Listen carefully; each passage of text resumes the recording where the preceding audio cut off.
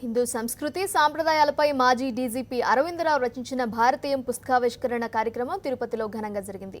పుస్తకావిష్కరణ కార్యక్రమంలో మాజీ ఏపీ సీఎస్ ఐవైఆర్ కృష్ణారావు, ప్రముఖ సాహితీవేత్త చిన వీరభద్రుడు పాల్గొన్నారు. అరవిందరావు రచించిన భారతీయం పుస్తకం హిందూ సంస్కృతి సాంప్రదాయాలను ప్రతిబింబిస్తుందని ప్రముఖులు కొనియాడారు.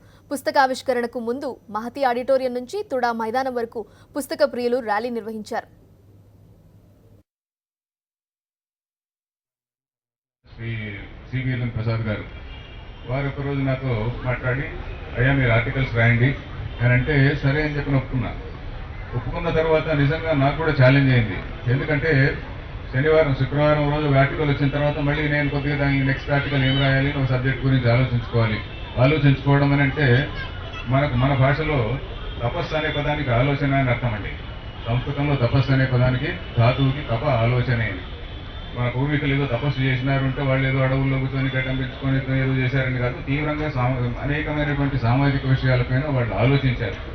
సో ఈ ఆలోచన అనేటువంటిది నిజంగా చాలా ఛాలెంజ్.